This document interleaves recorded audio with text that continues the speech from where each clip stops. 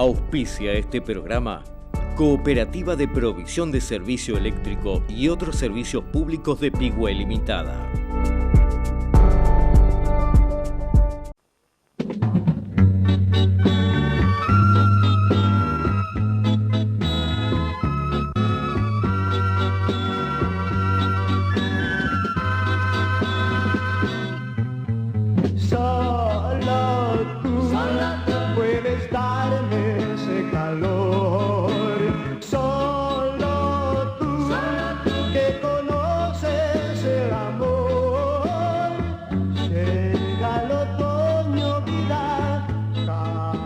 Entre los años 1965 y 1966, un grupo de 6 muchachos de Pigüé se unieron para dejar formada una orquesta de Flaming Jazz. Eran ellos Roberto Luna, primera guitarra, Rolando Ruppel, segunda guitarra, Ricardo Gómez, bajo, Miguel Franz, piano, Jorge Polonara, batería y Juan Carlos Palacios, vocalista.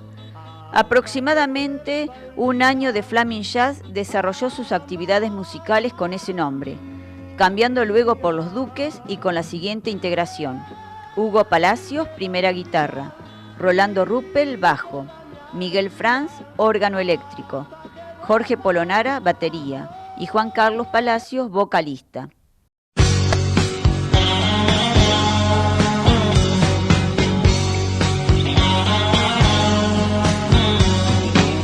Nos miramos una vez y supimos enseguida qué pasaba. Mi nombre es Hugo Palacios y vengo invitado gracias a Luján Tanco, que está haciendo un programa que recuerda muchas cosas de nuestra historia, y entre esas historias está la de Los Duques, un grupo que estuvo muchísimos años tocando, dando vuelta por nuestra zona. Y la historia comienza un poco con un grupo de amigos que nos reuníamos a hablar nada más que de música. Y nosotros siempre el tema era la música. Nuestro bar era el Bar Alhambra, don Ignacio Reidinger, el dueño del bar, nos permitía muchas cosas. Dentro de esas cosas tenía un tocadisco que nosotros manejábamos. Y ahí escuchábamos nuestros primeros temas, años 60, empezábamos con los Teen Top, los primeros arranques, digamos, del rock en castellano. Y de a poco fue surgiendo la idea de hacer un grupo musical. Nos fuimos tratando de conseguir instrumentos. Bueno, yo me compré una guitarra criolla, el negro Polonara, Jorge Polonara, se había comprado un bongo. Miguelito Fran tenía como una especie de órgano que nosotros le decíamos el órgano con ventilador, porque era una cosa muy anticuada, era como que tenía un ventilador y en vez de soplar como un acordeón, soplaba el ventilador y sonaba. Bueno, todo así. Lito Ruppel se fue a hacer la cosecha para comprarse el bajo. En esa época los instrumentos no se conseguían muy fácil, había que viajar. Bueno, así de a poco fuimos armando el grupo hasta que pudimos empezar a ensayar y hasta que llegó el momento de actuar. Nuestra primera actuación fue... Acá tengo una libretita que gracias a Isabel, mi señora, ella empezó a anotar todos los bailes.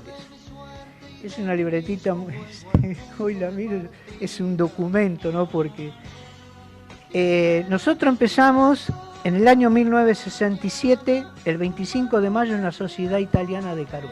Ese fue nuestro primer baile. Isabel acá puso que cobramos 18.500 pesos. No sé si serían 18.500 moneda nacional, patacones, euros, no sé lo que eran, porque en esa época. Y de ahí sigue la historia. Bueno, acá está, Isabel llevó adelante todos los bailes, hasta terminar que tocamos en la totalidad de nuestro pasar de nuestra actuación de bailes en 531 bailes. Eso fue a través de un montón de años. Cuando en nuestros comienzos empezamos a tocar Confitería París, tocábamos en una confitería que se llamaba El Águila, que está frente a la Plaza Sarmiento, no existe más. Y en ese momento se inaugura un gran hotel acá en Pigüé, no doy nombres, puedo dar nombres, el Gran Hotel Pigüé, y entonces nos convocan para tocar los domingos después de las 12 en el Hotel Pigüé. Había una sala muy grande, no estaba separada como ahora, y ahí íbamos todos los domingos a tocar. Tocábamos de las 1 de la tarde más o menos a las 5 de la tarde más o menos. Ahí el grupo estaba, el cantante era un primo mío, Juan Carlos Palacios, Lito en el bajo, Miguel en el órgano, el negro Polonara en batería y yo en guitarra eléctrica. Lo cómico de esto era que terminábamos a las 5, cargábamos todo ahí muy apurado y íbamos a la Confitería París. En la Confitería París tocábamos de las 5 a las 9. Y todos los que estaban, digamos, en el Hotel Pigüé iban todos a la Confitería París, eran todos los mismos. Bueno, y de las 9 en adelante íbamos afuera a tocar. Íbamos a Saavedra, a veces a Espartillar, a Puan. O sea que empezábamos tocando a la 1 de la tarde y terminábamos 2, 3 o 4 de la mañana. Todos los domingos era eso, casi todos los domingos. En Saavedra tocábamos en un saloncito muy lindo que se llamaba el Salón Familiar. Y ahí teníamos de anunciante a Yolura, yo le decíamos nosotros, él no era el anunciador oficial del grupo, y tengo un recuerdo muy lindo de Yolura porque estábamos, me acuerdo, un día tocando ahí en el saloncito familiar, era la época que había que cabecear para sacar a bailar. Bueno, y Alberto, se llamaba Alberto, nosotros le decíamos Yolura. Cabeció una chica y la sacó a bailar, que después terminó casándose con esa chica que vivía ahí en Saavedra. Y de ahí formó un hogar, se vinieron a vivir a Pigüé. Después con el tiempo conocimos mucha gente que fue a tocar, nos venían a acompañar, iban a los bailes y terminaron conociendo a su señor o su mujer en un baile. Bueno, la cosa fue que había cada vez más actuaciones, cada vez se tocaba más. Por supuesto vivíamos nada más que del grupo. Llegó un momento que nos empezamos a organizar y teníamos horario de ensayo. Por ejemplo, en invierno, que teníamos un poco más de tiempo, teníamos un horario de ensayo. No me acuerdo si era de las 3 a las 7 de la tarde o de las 8 de la tarde. Era como un... Ensayábamos en un garaje que tenía Jorge Polonara. Ahí era la casa de ensayo nuestra. Ahí tuvimos años ahí molestando a la familia Polonara porque íbamos a cualquier hora, ensayábamos a cualquier hora, o por ahí iba yo a probar una guitarra, bueno. ¿Los vecinos no se quejaban? No, siempre tuvimos... los Duques tuvieron una gran sintonía, digamos, con la comunidad pigüense. A veces íbamos a tocar a Deró, Enders, en lugares muy lejos que en ese momento no había asfalto, y llegábamos y nos encontrábamos con 30 o 20 o 40 personas de Pigüé que iban al baile. Siempre tuvimos buena comunicación con la comunidad de Pigüé. Siempre nos acompañaron muchísimo. Bueno, entonces se empezó a hacer algo ya más, no profesional, pero cada vez teníamos que esmerarnos más porque teníamos un almanaque, me acuerdo, gigante siempre ahí en la sala de ensayo. Eran de esos almanaques que había en los talleres mecánicos, pero era porque tenían los números grandes. Entonces yo entraba a veces y miraba el almanaque y estaba lleno de cruces negras, que era ya la fecha que estaba dada. Era una época que, por ejemplo, si el jueves caía el aniversario de Felipe Solá, era feriado. Si el viernes era el aniversario de Vergair, era feriado. Y era baile. Baile. Baile de la clase, baile de la primavera, baile el 25 de mayo, baile de carnaval. Era tremendo la cantidad de bailes que había. Bueno, llegó un momento que, por ejemplo, nos empezaron a contratar para ir a Epecuén, a Carué, y íbamos, por ejemplo, al Bim Bam Boom. En el Bim Bam Boom tocábamos martes, miércoles, jueves y viernes. Don Piro Santo era el dueño del Bim Bam Boom, tenía unas habitaciones atrás, era una confitería al frente, una panadería y heladería a un costado, y atrás la pista de baile al aire libre.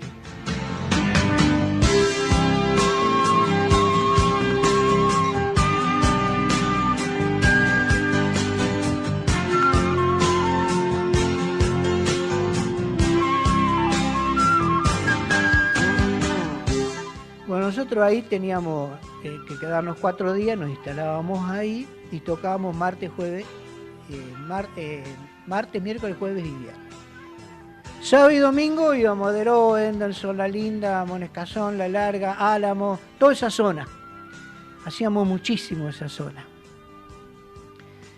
Ahí en Epecuén, bueno, tocábamos a la tardecita en la confitería, armábamos un pequeño equipo como para atraer a la clientela, porque Epecuén era extraordinaria la cantidad de gente que iba.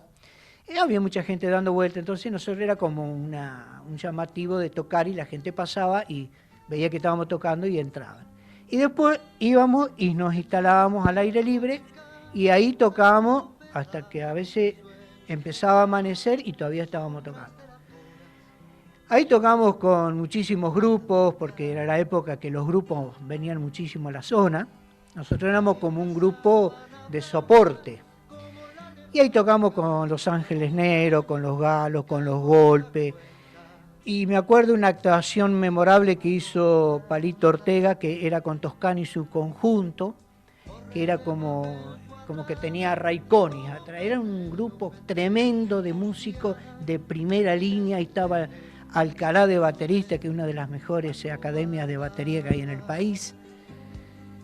Bueno, también sabíamos a veces, bastante seguido, ir a Cochicó.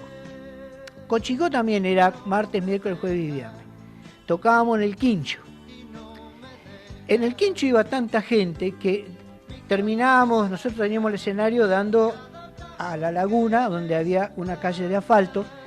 Terminábamos abriendo una ventana grande que había, sacábamos unos bafles afuera y sonaban adentro y afuera. Entonces la gente bailaba toda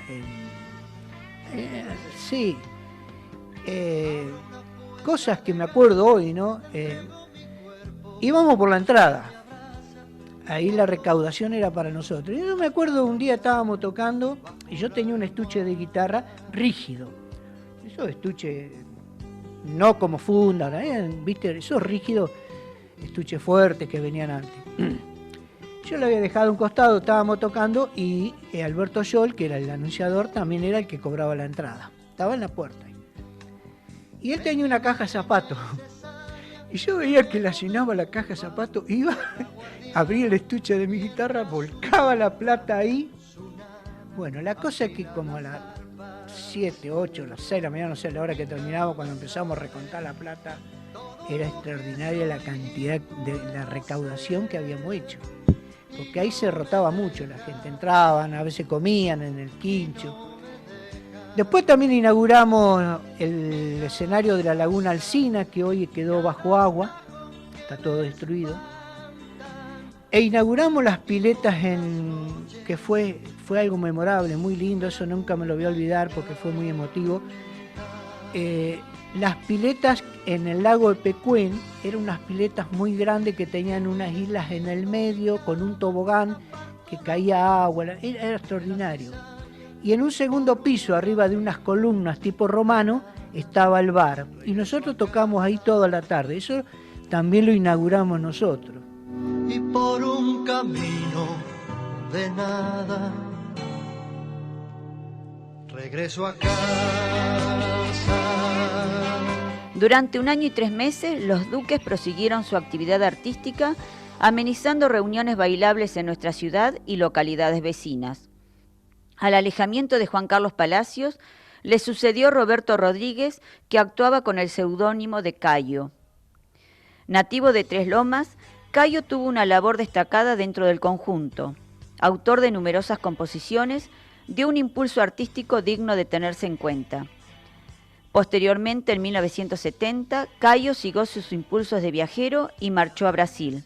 Y los Duques permanecen algún tiempo inactivos y prácticamente el conjunto se disgrega.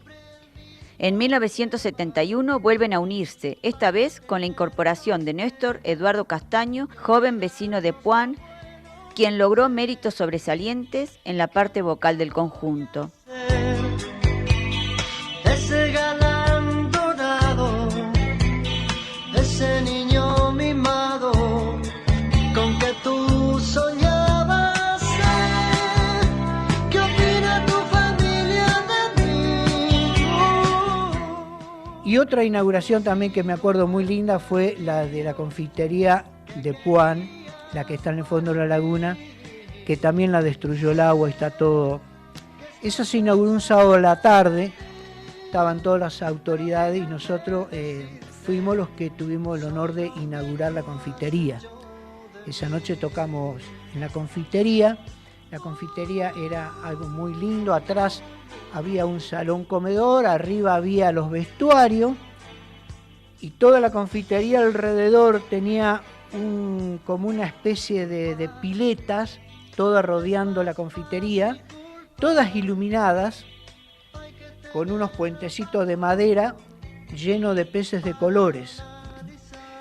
La gente no tocaba nada. La gente,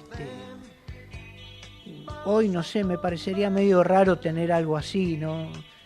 Bueno, la cosa que íbamos a Puan, también tocábamos muchísimo. Tocábamos mucho en los carnavales, en Tiro Federal, Fútbol Club.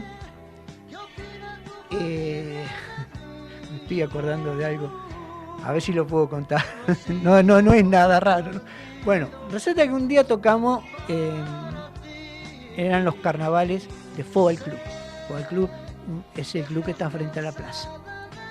Tocamos como hasta las 6 de la mañana, 6:30, eran larguísimos los bailes, no se iba la gente. Cuando terminó el baile, nos sentamos en la confitería del club y nos sentamos a tomar algo. Y era la hora del descanso nuestro, que nos relajábamos, que bueno. En esa época teníamos Néstor Eduardo Castaño, que era el cantante nuestro, que era de Puan. Entonces, el sábado tocábamos ahí y el domingo volvíamos a tocar. A la noche dormíamos en el campo de Néstor Eduardo, que tenía un campo ahí cerca de la laguna. Bueno, la cosa es que nos sentamos y no sé por qué causa empezamos a tomar champán rosado. La cosa es que el champán, no sé, debía ser muy rico porque tomamos, me parece que un poco de más. Nos fuimos al campo de Néstor y allí lo primero que se armó fue una guerra de almohada, cama en la habitación. Bueno, fue lo típico de 5 vagos que andábamos dando vueltas.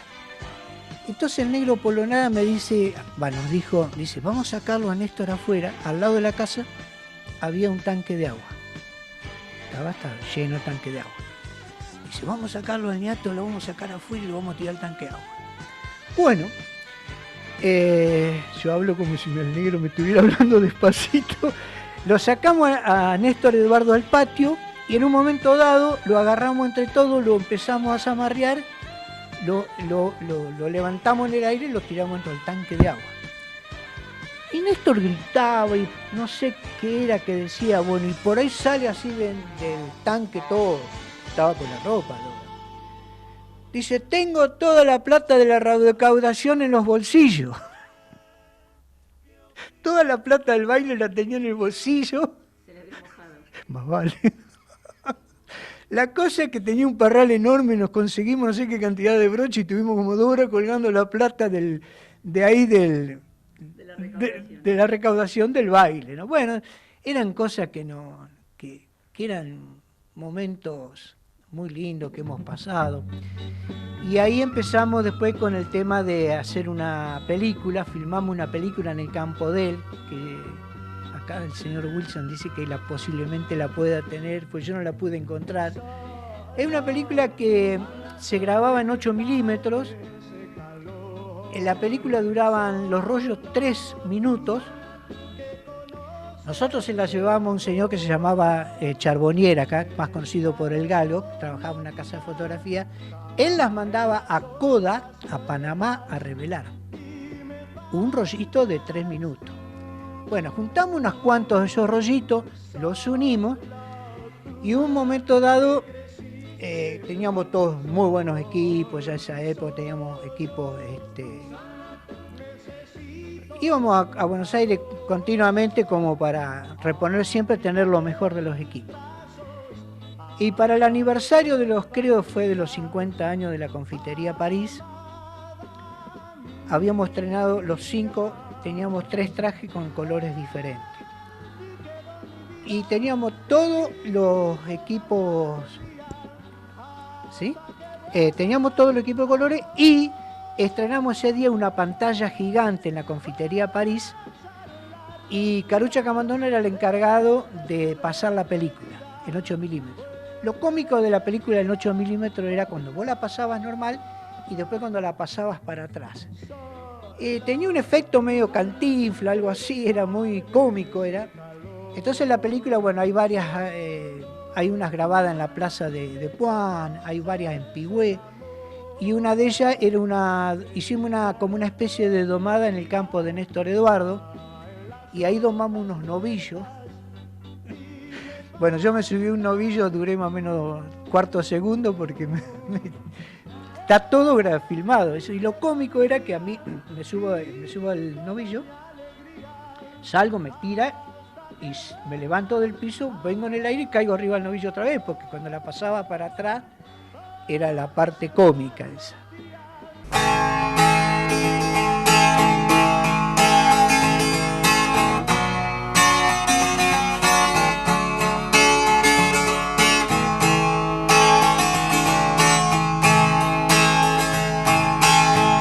Si tú tienes un amigo,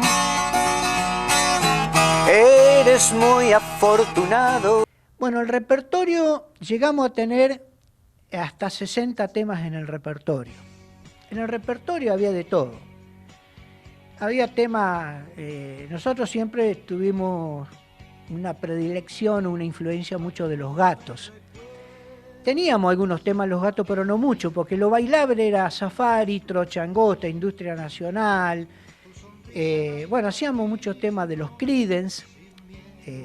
Con los Creedence hacíamos temas que logramos con mucho esfuerzo hacer 3 voces y cantarlas en inglés. Pero bueno, la hacíamos para lo que era la época. Y también teníamos mucha cumbia, porque había bailes que íbamos a tocar y ya sabíamos que el público era duro para salir a bailar. Entonces, el gancho para que la gente salga a bailar, guaguancó. No te vayas, corazón, tirín, tirín, no me niegues tu reír, y la gente salía a bailar. Y había casos que teníamos tango, ranchera o paso doble.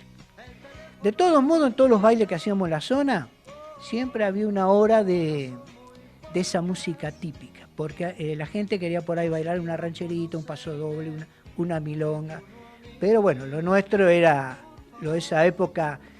Tuvimos la suerte, no sé si la suerte de estar en el momento justo y qué sé yo, pero era muy típico en esa época de los conjuntos profesionales de Buenos Aires salían a hacer giras. Entonces nosotros éramos como un grupo soporte.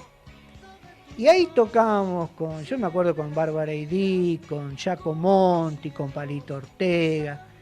En Puan, en el Teatro Hispano Argentino, fuimos a tocar y venía Sandro.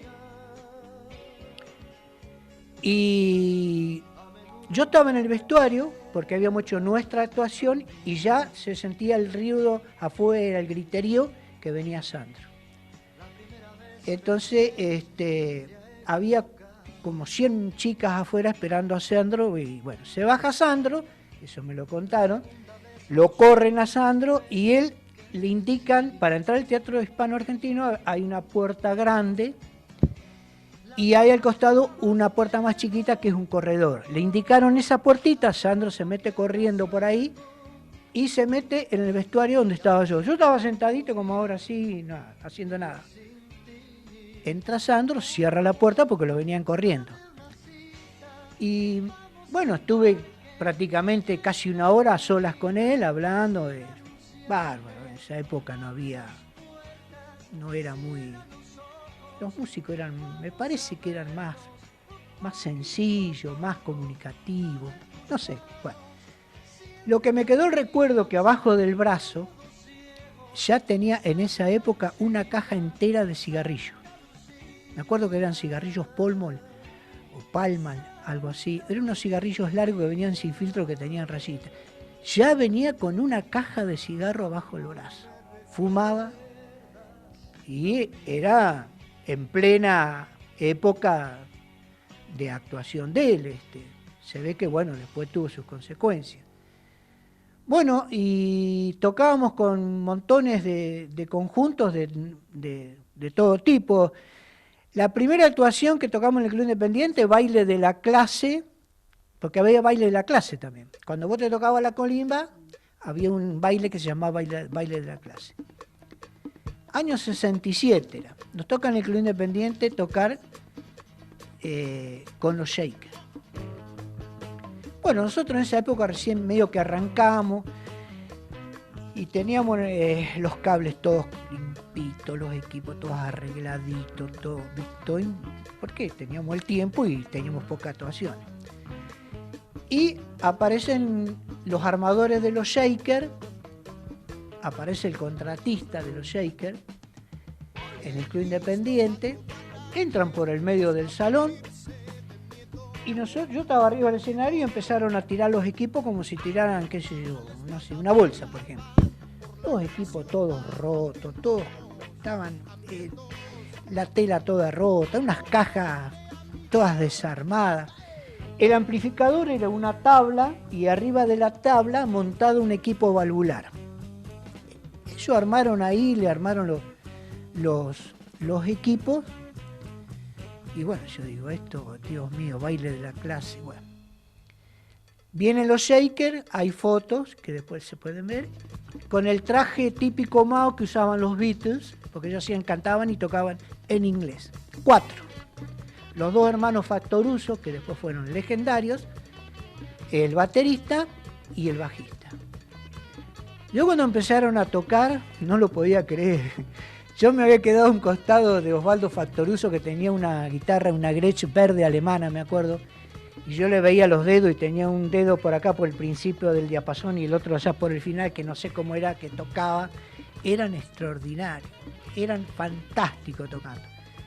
No tuvieron mucho éxito, digamos, porque ellos cantaban en inglés y en esa época era todo muy el castellano, era más bien todo lo nacional, pero como grupo fueron increíbles la calidad que tenían. Bueno, después me acuerdo también la actuación de Los Gatos en Tiro Federal. Tocamos con la banda original, que todavía estaba Kai, el guitarrista. Tocamos en Tiro Federal. Ellos se presentaron con toda la ropa de esa época, que era todo camisas con flores y pantalones Hofford y todo eso. También una banda, pero increíble cómo tocaban. Sí, algunos temas propios teníamos. No teníamos mucho, pero teníamos algunos temas propios.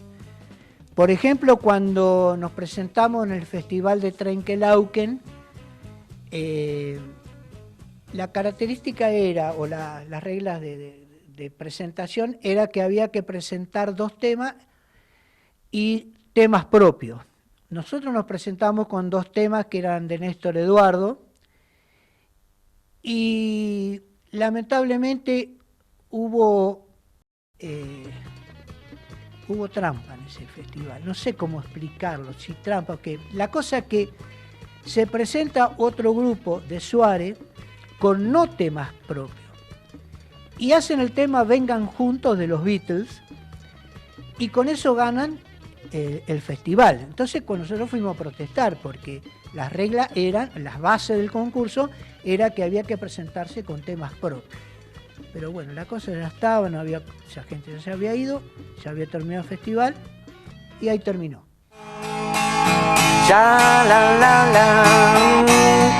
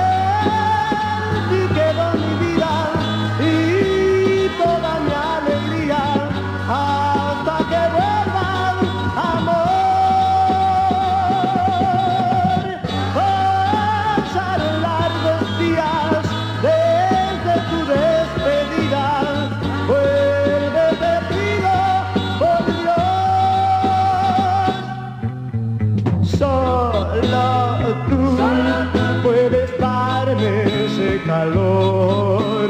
Solo tú que conoces el amor.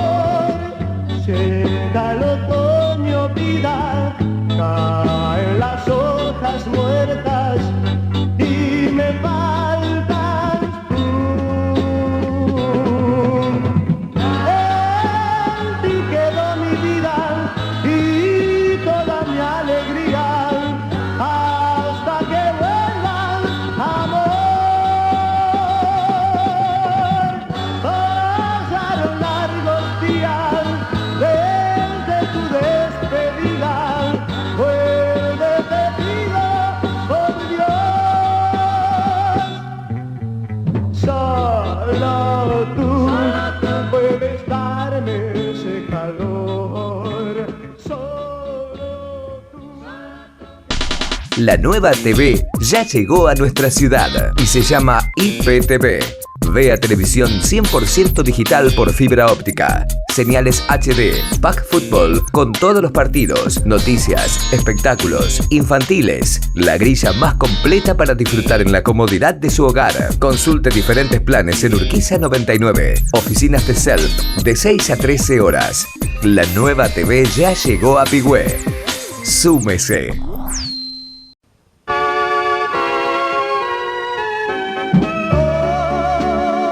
Voy a entrar en tu historia.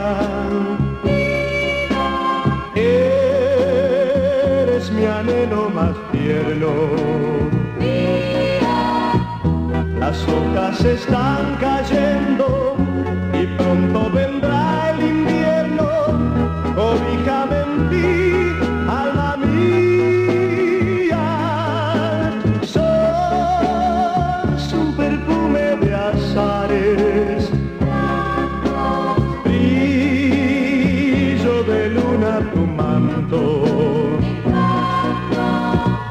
Un coro de niños juega con una palabra nueva que hoy yo inventé para ti, amor. Tiki, tiki, tiki, tiki, quisiera darte tantas gracias por la espera. Novia, te amo tanto. En 1969, los duques trabaron amistad con el señor Mauricio Giaconia, vecino de Olavarría, que estuvo un tiempo vinculada a nuestra ciudad. Giaconia, desde el primer momento, se manifestó como un entusiasta adherente de este grupo, hasta el punto que decidió catapultarlos, dentro de sus posibilidades, en el ambiente artístico metropolitano. Su amistad con el señor Víctor Linares, entonces propietario de una red de confiterías bailables, y con una oficina de contrataciones artísticas, permitió que ellos pudieran actuar en repetidas oportunidades en distintos centros de esparcimiento de este señor. No me dejes llanto, ay, tú me has hecho muy feliz.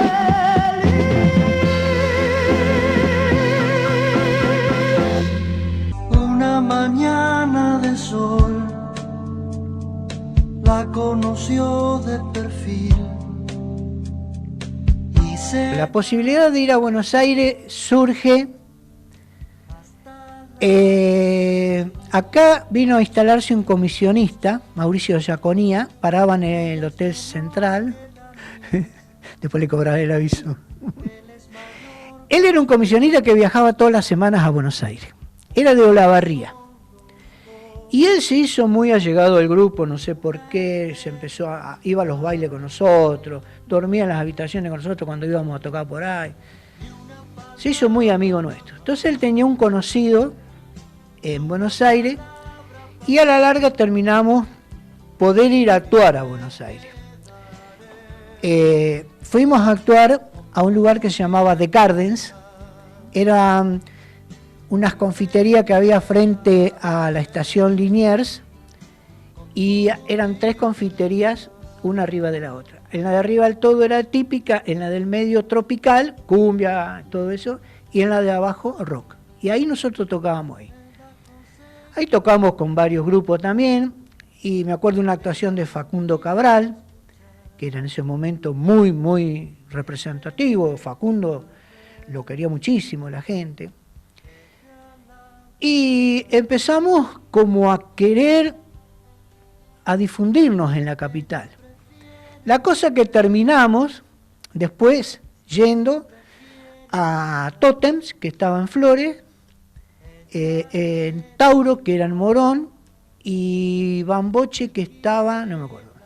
Bueno, hacíamos 3 shows todas las noches, menos el lunes.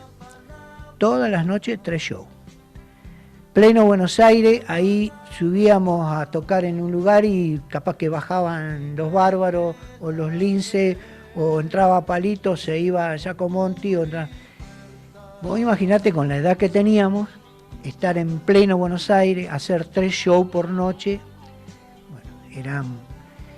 Y de día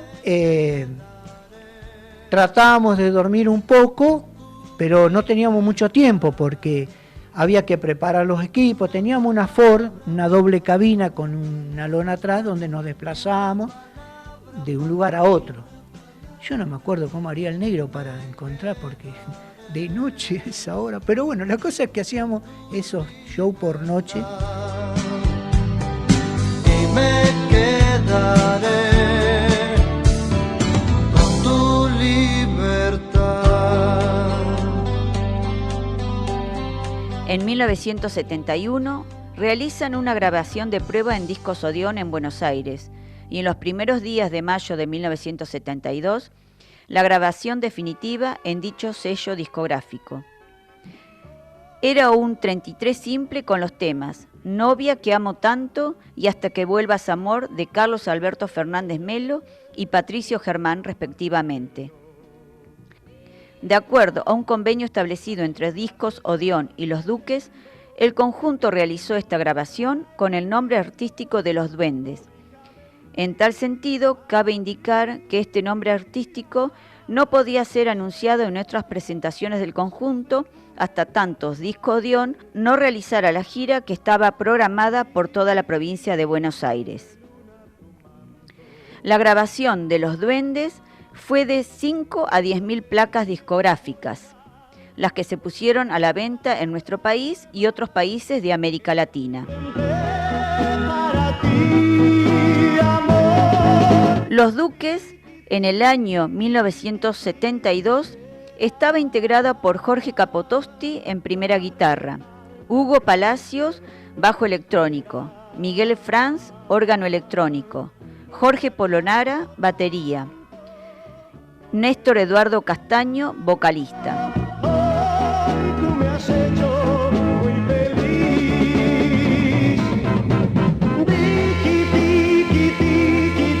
Quisiera darte. Grabar en Odeón, digamos, es como si hoy iríamos a los estudios Apple de los Beatles.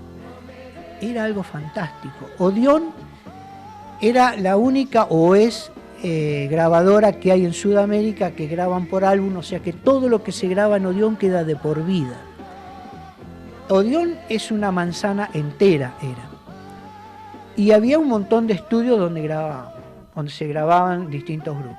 Bueno, nosotros después de varias idas y venidas y qué sé yo, nos convocan. A las 7 de la mañana teníamos que estar en la puerta de los estudios de Odeón. Para ese entonces, ya Grupo X estaba tocando, y un tiempito antes el bajista nuestro, el Lito Ruppel, él le sale de trabajar en el casino de Mar del Plata y se va a Mar del Plata. Nos quedamos sin bajista. Entonces, ¿cómo arreglábamos el asunto? Era, bueno, yo pasé a tocar el bajo y vino a suplantarme a mí en guitarra Jorge Capotosti. Bueno, empezamos a ensayar los temas que nos mandaron de Buenos Aires para que los ensayáramos, qué sé yo. La cosa es que a las 7 de la mañana llegamos a los estudios de Odeón. No era el momento justo y adecuado porque los músicos, el adecuado es de las 12 a las 7. De las 7 en adelante no tenés mucha chispa, los músicos funcionan mejor de noche. Así que nos estaban esperando en los estudios de Odeón.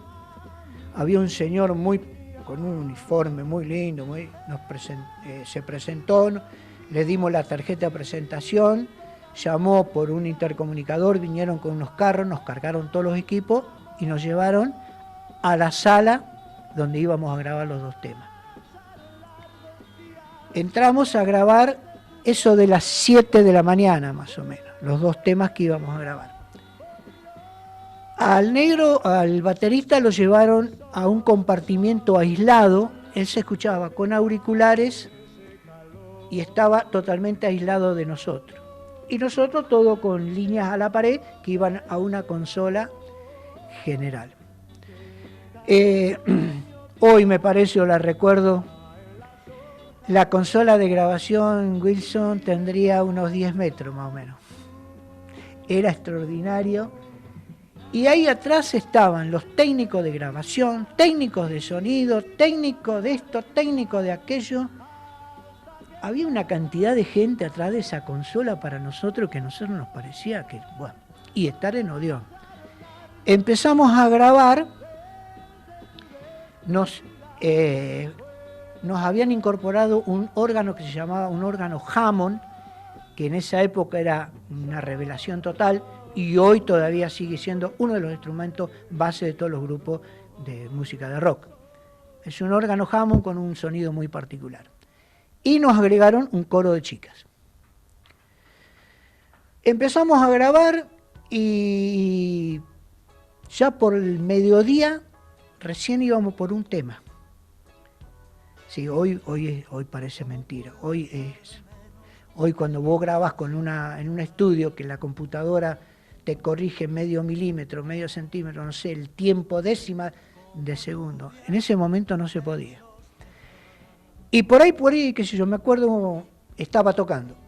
Y el tipo del técnico sonido, el señor, perdón, hacía así con las manos. Y levantaba la mano. Parábamos. ¿Qué pasó? Venía y me dijo, pibe, pisá en el medio. Yo tocaba el bajo.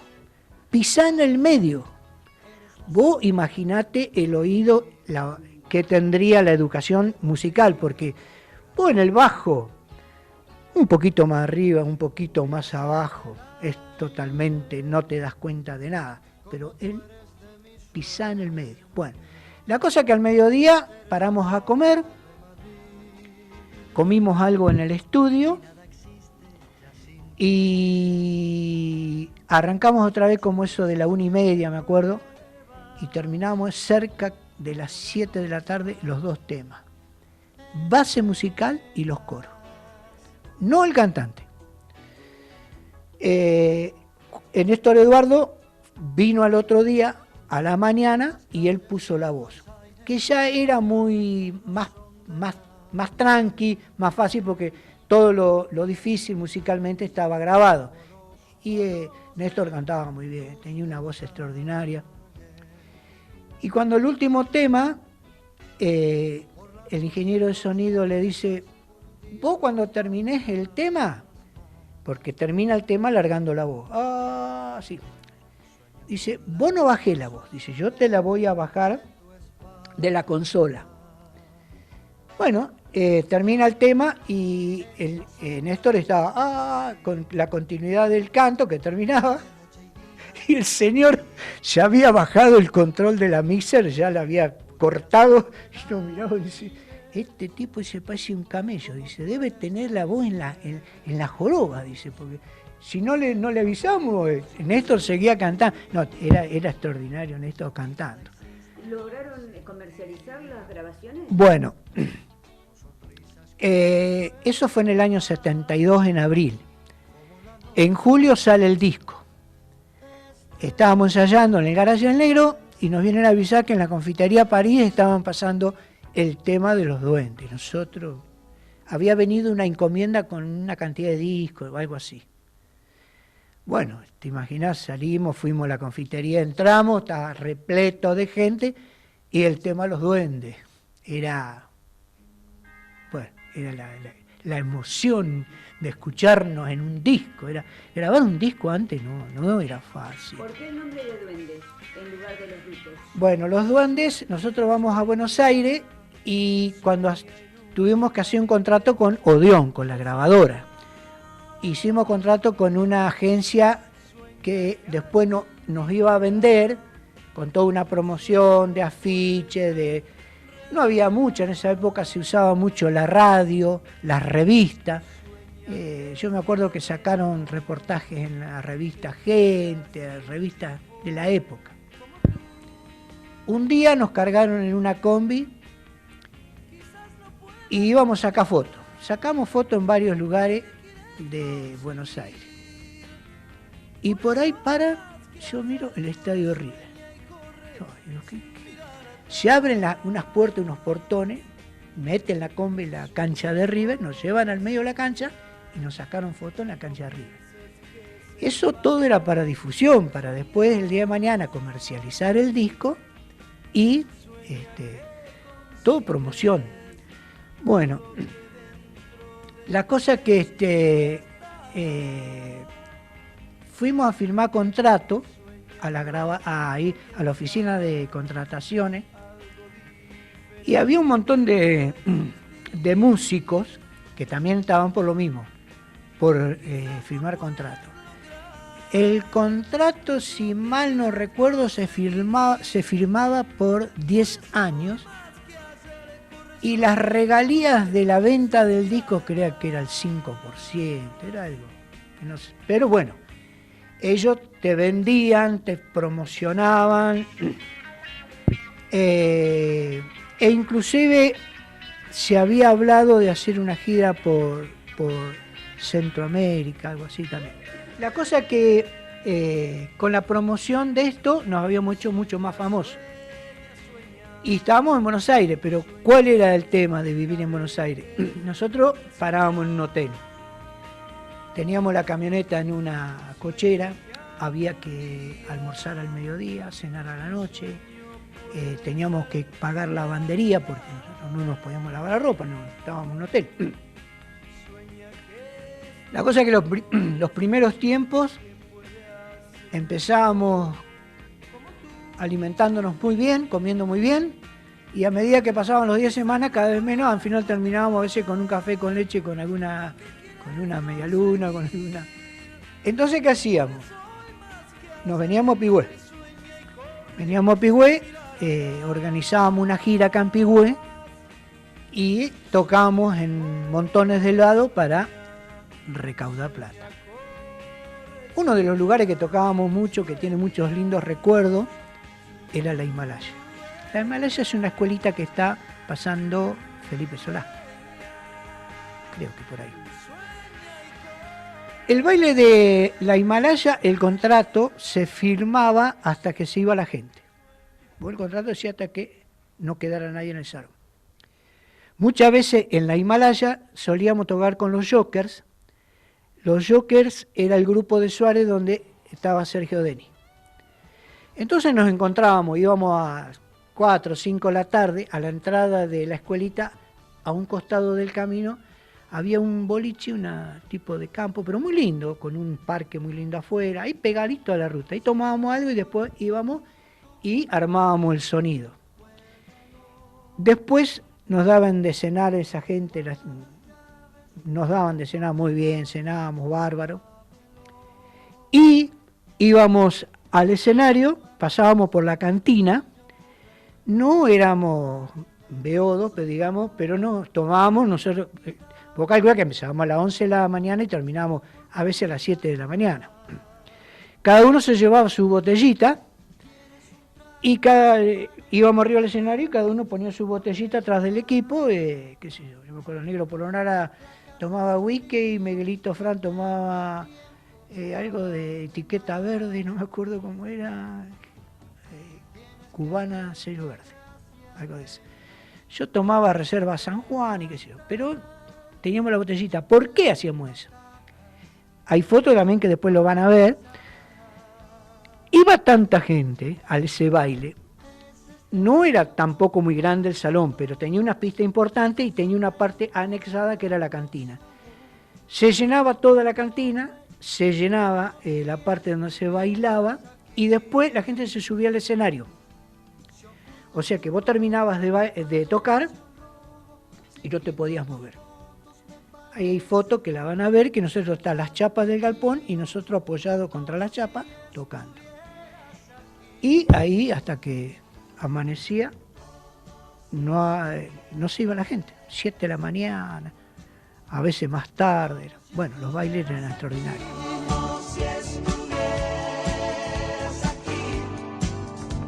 Es como si estuvieras aquí.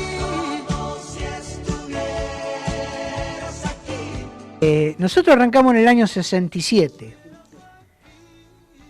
y debemos haber terminado... No, eso sí que no lo recuerdo muy bien, pero más o menos en el 76, 75, más o menos debemos haber... 9 años duraron más o menos, como grupo. sí. Bueno, y te voy a contestar la pregunta por qué supuestamente se disolvió el grupo. Nosotros las relaciones que teníamos durante el grupo eran... prácticamente éramos como que vivíamos juntos, porque... dormíamos, cuando estábamos acá, dormíamos hasta tarde, íbamos a ensayar, a la noche íbamos a comer algo por ahí, a Campigüé, y después íbamos a la confitería a París, que era la típica.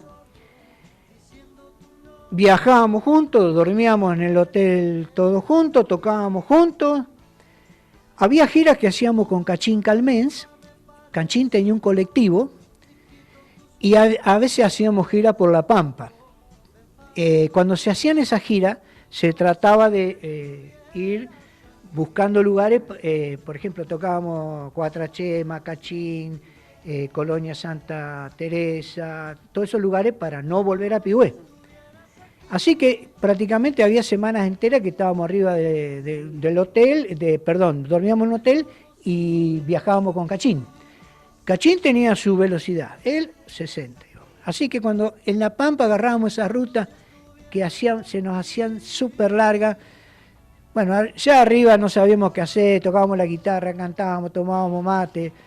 Me acuerdo una vez el negro en marcha se subió arriba del techo del colectivo y Cachín protestaba. Pero bueno, todas cosas que estábamos tocando continuamente y dando vuelta por ahí. A veces yo llegaba a mi casa y mi mamá me decía, nene, porque me decía nene, dice, algún día vas a entrar y no te voy a conocer. Bueno, era una de las cosas que me decía mi mamá, ¿no? Era increíble la cantidad de bailes que se hacían en toda la zona. Y el acostumbramiento, el contacto hizo que empezaran... No, nosotros en realidad teníamos nuestras diferencias, por supuesto, hemos tenido algunas peleas también, como todo, pero la convivencia de tantos años y de estar tanto tiempo juntos, hoy me parece que fue muy buena, porque aguantar o no aguantar, estar reunidos tantos años y prácticamente sin ningún tipo de aspereza fuerte ni nada, siempre teníamos una relación, bueno, había también cortinas de lago. Llegó un momento que la zona de Dro, Henderson, Bonifacio, todo eso, no nos daban hotel en ningún lado. No nos querían, porque de noche era mucho problema. Llegábamos del baile y siempre había lío. Y entonces no teníamos hotel, a veces teníamos que ir a parar no sé a qué lugar para poder dormir a la noche. Bueno, pero lo teníamos merecido también un poco, ¿no? Porque no era nada, pero siempre en la habitación, viste, alguna guerrilla de almohada, qué sé yo. Teníamos como ropa en esa época el típico atuendo de la época del 70, que era el Oxford, el pantalón ancho abajo, con las camisas con la camisa con flores, que nosotros le decíamos la camisa del Cuarteto Imperial. Después teníamos para los bailes clásico, 25 de mayo, 9 de julio, todo eso, teníamos un traje muy lindo. Traje. Y para las fiestas ya muy de otra, por ejemplo, un boliche, muy paquete, o a veces que íbamos a tocar a un lugar A veces íbamos al Círculo Francés, tocaba la fiesta del 14 de Juillet y todo eso. Teníamos smoking, típico, bien smoking, con el jabot, la faja, botita. Teníamos toda esa ropa que nos hacíamos hacer con un sastre en Bahía Blanca. Luján, el tema de la... Digamos que el grupo se disuelve, me pareció a mí. Yo lo presenté una vez porque veníamos de Buenos Aires de tocar de lugares, realmente eran fantásticos, eran muy lindos, con unos escenarios, unos sonidos, eran muy lindos lugares para vos poder tocar. Así que llegamos acá y yo me acuerdo una noche nos toca tocar en un campo, era que fuimos a tocar, pleno invierno. Y nos cambiamos, porque no había lugar, nos cambiamos al aire libre, digamos entre el pasto, ahí nos estábamos cambiando, poniéndolo en el smoking. Y yo pensaba, pensar que semejante cantidad de instrumentos, unos instrumentos eran de primerísimo, una ropa de primera, yo digo, no, por favor, que no lo tomen así como que era una ofensa, pero yo pensaba, venir acá con todo esto a tocar rancheras pasodoble, cambiarnos acá con una helada tremenda, y yo miraba a mis compañeros y yo vi que la cosa no iba. Ya como que no, eso no era para nosotros. Volver a Buenos Aires no se podía porque Néstor Eduardo, el cantante, él no quiso abandonar su lugar, su campo, su puan, sus amigos. Él dijo instalarnos allá, prácticamente no quiso. Así que un poco empezó ahí la disolución del grupo. Ya también se venía muy lo de los boliches. En Pigüé los días de semana, no siendo lunes, había 2 boliches abiertos toda la semana, algo increíble hoy, pero los boliches ya estaban trabajando a pleno, la gente cada vez íbamos a esos locales bailables y cada vez había menos baile. Cada vez no había baile de la clase, ya de la primavera se iban terminando, entonces se empezó a venir abajo. Hasta que llegó un momento que el grupo se disolvió, pero bien, terminamos bien. Seguimos una relación extraordinaria, siempre con esa amistad y siempre hablando de lo mismo. A veces nuestras mujeres estarían cansadas, hartas, porque si había una cena, un cumpleaños, algo, terminábamos con lo mismo, hablando de los duques y de los viajes o de los instrumentos y aquello. Fue una época extraordinaria. Yo me acuerdo que nos acompañamos muchísimo en esa época, un tema musical, y yo se lo quiero dedicar. Bueno, durante mucho tiempo nos acompañó un tema que nosotros queríamos mucho, que es un tema de los gatos.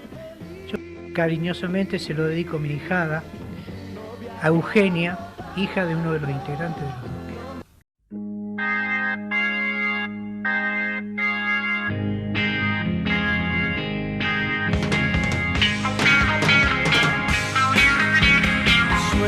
Sueña,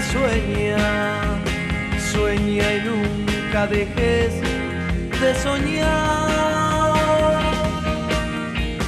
Sueña que algún día tu sueño puede ser realidad.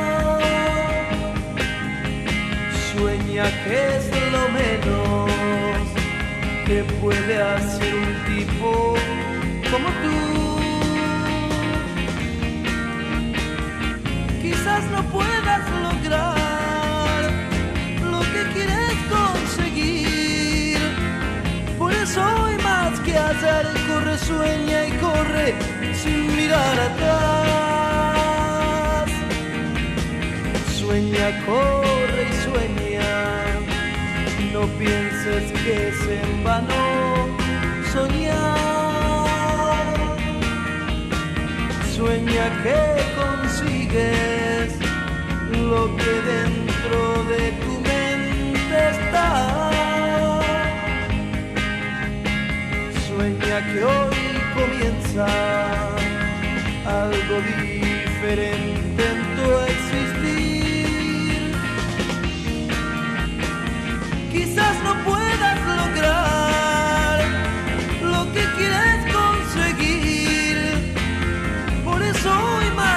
hacer, corre, sueña y corre sin mirar atrás.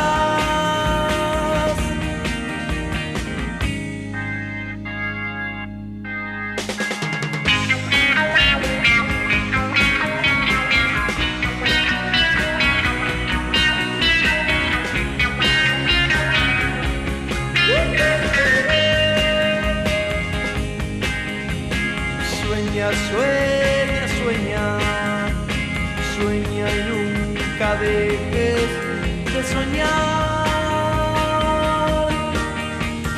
Sueña que algún día tu sueño puede ser realidad.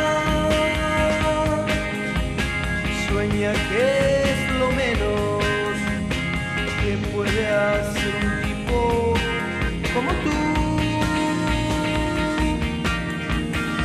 Quizás no puedas lograr lo que quieres conseguir. Por eso hay más que hacer, corre, sueña y corre sin mirar atrás. Sueña, corre y sueña, sueña, corre y sueña, sueña.